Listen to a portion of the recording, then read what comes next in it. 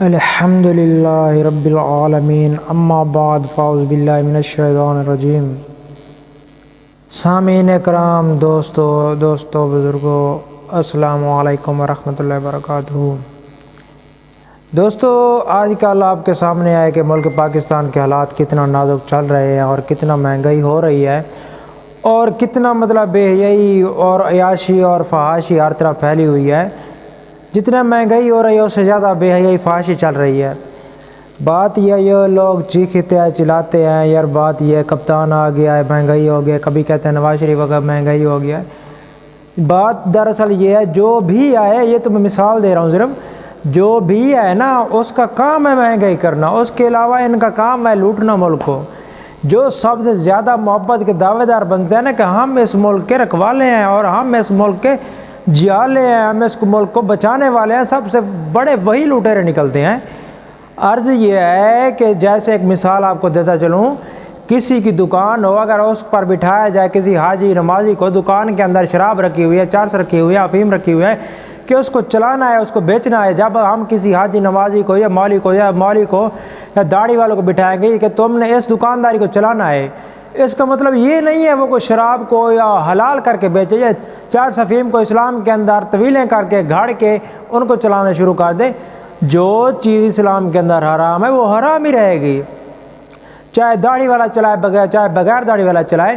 یہ دیکھیں، یہ جو نظام حکومت چل رہا ہے پاکستان کے اندر، یہ تو شراب سے بھی بدتر ہے، یہ تو شراب سے بھی پلیت ہے، کیونکہ یہ انگریز کا نظام ہے۔ جب تم اپنے بچوں کو سکول کی تعلیم دلواتے ہو کہ اس نظام کو تم نے چلانا ہے، جب تم تعلیم دلوا کے اپنے بچوں کو اس نظام حکومت میں لگواتے ہو، تو آپ بتاؤ یہ نظام حکومت کون پکا کر رہا ہے؟ ہم پکا کر رہے ہیں، ہماری نسلیں پکا کر رہی ہیں۔ ہم اس سے کیسے نکلیں گے؟ ہماری مہنگائی، ہماری ذلت تو اس سکولی تعلیم سے ختم نہیں ہونے والی۔ ہمیں چاہیے مدارس سے جڑیں اور مدارس سے اسلامی تعلیم حاصل کریں۔ جب ہم اسلامی تعلیم حاصل کریں گے تو جس طرح صلاح الدین ایوبی، اورنگزیب عالمگیر رحمۃ اللہ علیہ، جو بھی بزرگان دین گزری ہیں، ہستیاں گزری ہیں، ان سے کافر ڈرتے تھے، کافر نیچے لگے رہتے تھے۔ آپ یہ دیکھیں اس وقت کافر مسلمانوں کے اوپر سوار ہے، مسلمان نیچے ہیں۔ دوسری بات یہ ہے کہ جو لوگ فحاشی کے بارے میں بات کرتے ہیں، عرض یہ ہے، یہ جو ملک ہمارا چل رہا ہے اس میں صرف کیا جس کو لوگوں کو وہ بات برائی لگتی ہے جو زبردستی کی جائے۔ اگر ملک پاکستان میں کوئی کسی کے ساتھ زنا کرے، اگر خوشی یا رضامندی ہے تو اس ملک میں جرم نہیں ہے۔ کیوں؟ کیا اسلام کے اندر جرم نہیں ہے وہ؟ جب کوئی رضامندی سے اگر زنا کرے، کچھ بھی کرے، تو یہاں کوئی جرم نہیں ہے۔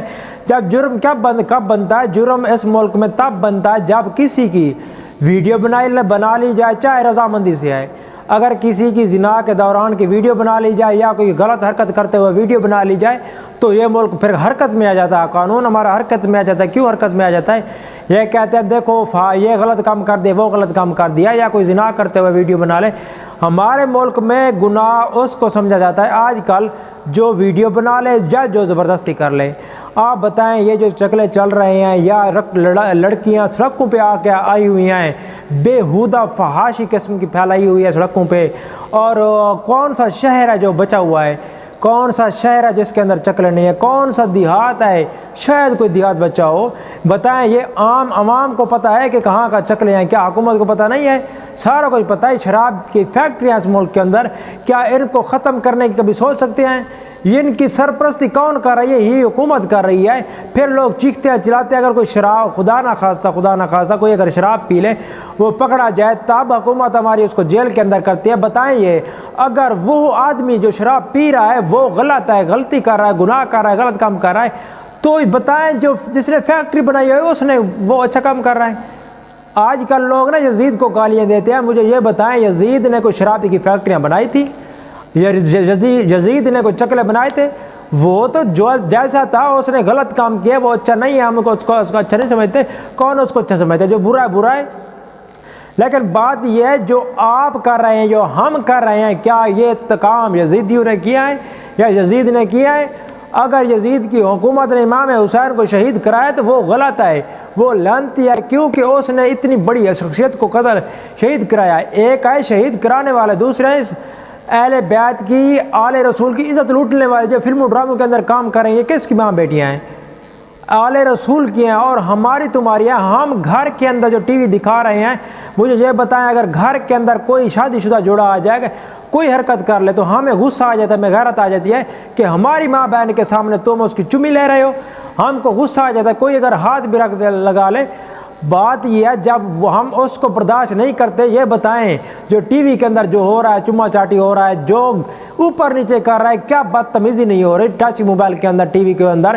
کیا وہ ہم اپنی بہن بیٹی کو نہیں دکھا رہے ہیں؟ کیوں دکھا رہے ہیں؟ ہماری غیرت مر چکی ہے۔ اگر غیرت زندہ ہوتے ہم یہ کام کرتے؟ اگر تمہارے گھر کے اندر کوئی آ جائے، الیکٹریشین آ جائے، کوئی بجلی بنانے آ جائے، یا کوئی نل کا موٹر خراب ہو گیا وہ بنانے آ جائے، یا کوئی مستری اساری کا کام کرنے آ جائے، تو تم کیا کہتے ہو کہ پردہ کر لو؟ اپنی بیٹیوں کو، بیویوں کو، گھر والیوں کو کہتے ہو پردہ کر لو کہ غیر محرم آیا ہوا ہے۔ آپ یہ بتائیں اگر وہ ایک گھر میں آ جائے کام کرنے کی غرض سے، تو وہ تو غیر محرم ہے، اس سے پردہ ہونا چاہیے، بالکل ہونا چاہیے۔ اس کا مطلب یہ تو نہیں ہے اس سے پردہ ہو، جو گھر کے اندر ٹی وی لگے ہو اس سے پردہ نہیں ہے؟ کیا وہ غیر محرم نہیں ہے؟ جو غلط حرکتیں کر رہے ہیں وہ تم دکھا رہے ہو۔ کس گھر کے اوپر کوئی نصیبوں والا گھر ہے جس کے اوپر ڈش نہ پڑی ہو؟ میں تو کہتا ہوں جس گھر کے اوپر ڈش پڑی سمجھو رب کا عذاب پڑا ہوا ہے۔ جس گھر کے اوپر 3-4 ڈشیں پڑی ہوئی بول تو اس کے اندر 3-4 سخت عذاب پڑے ہیں رب کے۔ اب ہم کب ذلت و رسوائی سے نکلیں گے؟ جب ہم اسلام پہ عمل پیرا ہوں گے، نہ کہ ہم زبانی کلامی اسلام کے مطلب مسلمان ہیں۔ جب بات یہ ہے جب ہم کوئی موٹر سائیکل خریدتے ہیں نا، اگر وہ کام کا نہیں ہو تو لوگ کیا کہتے ہیں؟ یار یہ تو موٹر سائیکل جو ہے نا، یہ تو صرف نام کا موٹر سائیکل ہے، اس کا مطلب یہ ہوتا ہے کہ کسی کام کا نہیں ہے۔ اب لوگ کہتے ہیں یار ہم نام کے مسلمان ہیں، اس کا مطلب ہے ہم کسی کام کے بھی نہیں ہیں۔ ہم اگر جنت میں جائیں گے نا، رب تعالیٰ نے جو جنت رکھی ہے، یہ جنت کسی کے باپ کی جگیر نہیں ہے، یہ رب تعالیٰ نے اپنے محبین اور محبین کے فرما برداروں کے لیے رکھی ہوئی ہیں۔ یہ رب تعالیٰ نے اپنے پیاروں کے لیے بنائی ہیں، جس کی خاطر رب تعالیٰ کے پیاروں نے قربانیاں دی ہیں، اپنی آل دی ہے، اپنی اولاد دی ہے، اپنی جان دی ہے، اپنی مال دی ہے، کیونکہ رب تعالیٰ نے فرمایا ہے کہ اپنا مال، جان، اولاد سب کو دین کی راہ میں خرچ کر دو۔ اور ہم کیا کر رہے ہیں اس وقت؟ اب ملک پہ ہم چیختے ہیں، چلاتے ہیں، مانتے ہیں جو کپتان نے کیا پچھلی حکومتوں نے نہیں کیا، بالکل یہ سچ ہے، لیکن یہ بھی سچ ہے ہم نے ان کو بٹھایا ہے۔ کس نے بٹھایا ہے؟ اس کو اوپر لانے والے کون ہے؟ اس کو پالنے والے کون ہے؟ بات وہی ہے، اگر تم جس کی تم حمایت کرو گے، جس کو تم اوپر لاؤ گے، جیسا کام وہ کرے گا وہ اس کا گناہ تمہارے ذمہ ہے۔ چاہے لوگ کہتے ہیں، بات یہ ہے چن لوگ جو چنا جو اچھا ہو۔ آپ بتائیں، اب ایک پتہ ہے ہر کسی کو کہ بھیڑی ہیں 5 بھیڑی میں سے چننا ہے، کس کو چنا؟ اس کا کام ہے بھیڑی کو، بکری کو کھانا۔ اسلام کا جو قانون ہے، آئین ہے، اس کو جو روک رہے ہیں پاکستان کے اندر، بتائیں وہ کون ہے؟ یہ سکول کی تعلیم حاصل کرنے والے روک رہے ہیں، ہمارے بچے روک رہے ہیں جو کہتے ہیں اسلام کی حکومت نہ آئے، اس کو اسلامی ملک ہے، پاکستان اسلامی ملک ہے، اسلامی اکثریت ہے، لیکن روکنے والا کون ہے یہ تو بتائیں ہمیں۔ بات دراصل یہ اگر کوئی بھی اسلام کی بات کر دے، کیا کہتے ہیں یہ تو مولوی ہے، مولوی کو کیا پتہ؟ مجھے بتاؤ جو قرآن حدیث مولوی نے پڑھا ہے وہ تو رب رسول کا فرمان سنا رہا ہے، تو تم کہتے ہو جو مولوی ہے تو مطلب ہے تم رب رسول کی بات نہیں مان رہے؟ ہاں تم عقیدتاً حقیقتاً مان نہیں رہے، لیکن آپ زبانی کلامی انکار بھی نہیں کر رہے، آپ گول مٹول کر کے نا صرف بات لگا لیتے مولوی پہ۔ آپ بتائیں غلطی اگر مولوی سے ہو جائے وہ تو غلطی ہے، اگر آپ سے ہو جائے وہ تو وہ بات وہی ہے، بات وہی ہے جو دوسروں کا مرغا دیکھا نا اس کو روڑے مارے، اپنے مرغے کو کچھ میں ڈال لیا۔ یہ کون سی طریقہ ہے؟ اپنی منجی طرح ڈنگورا نہیں پھیر دیو، دوسری منجی طرح پھیرا دیو، تو شرم نہیں آندی؟ یہ گل ہے کہ تسی ہر کسی نو چک کے تن دینا جیل وچ، کوئی حق ہے کوئی نہ حق ہے جیل تن دے۔ اسلام کہندا ہے کہ چور دے ہاتھ کٹو، تو تسی چور دے پرچہ کٹ دیو، ایک پرچہ کٹ دیو، دوسری جو کسی نو رشوت لے کے تو پھر چھڑ دیندے ہو۔ کیوں؟ اگر غریب ہو تو اس کے پاس پیسے نہ ہو اس کو جیل کے اندر تن دیتے ہو، جس کے پاس پیسے ہو تم اس کو چھوڑ دیتے ہو۔ کیا لگتا ہے وہ تمہارا؟ تم ہی تو ہو جو مجرموں کو چھوڑ رہے ہو، تم ہو جو مجرموں کی سرپرستی کرتے ہو، تمہاری انڈر میں چکلے چل رہے ہیں، تمہاری انڈر میں شراب کھانے کے چل رہے فیکٹری چل رہی ہیں، تمہاری انڈر کے اندر کون سا گناہ نہیں چل رہا؟ اگر کوئی کسی کو زبردستی کر لے تو تم چیختے چلاتے ہو۔ بات یہ ہے جب تم ہر طرف سے زنا کی مشینیں بنا کے لوگوں کو ظاہر کرو گے تو مجھے بتاؤ مرد کیسے اپنے آپ کو پاک دامن بنائے گا، عورتیں کیسے پاک دامن بنائے گی؟ تب عورتیں پاک دامن بنائے گی جب تم عورتوں کو پردے کا حکم دو گے، گھر میں بیٹھنے کا حکم دو گے، جو رب تعالیٰ کا فرمان ہے، رسول پاک صلی اللہ علیہ وسلم کا فرمان ہے۔ جب دیکھو حضور پاک صلی اللہ علیہ وسلم کے دور میں، پاک دور میں، اس وقت بیویاں بھی پاک، مرد بھی پاک، اعلیٰ ترین دور، اس میں فرمایا گیا ہے کہ مرد نظریں نیچے جھکا کے رکھیں، عورتیں نظریں نیچے جھکا کے رکھیں، اور عورتیں گھروں میں قرار پکڑیں۔ جب اس وقت یہ آ گیا ہے بات، یہ تو پلیت معاشرہ چل رہا ہے۔ اس دور میں زیادہ تو ضرورت ہے پردے کی، لازمی ضرورت ہے۔ اس کے بغیر ہم دنیا میں ذلت اور رسوائی کے جنگل سے نہیں نکل سکتے۔ اس وقت ہم دلدل پہ پھنس رہے ہیں۔ دلدل سے نکلنے کے لیے ہمیں اسلام کو اپنانا ہوگا، ہر صورت اپنانا ہوگا۔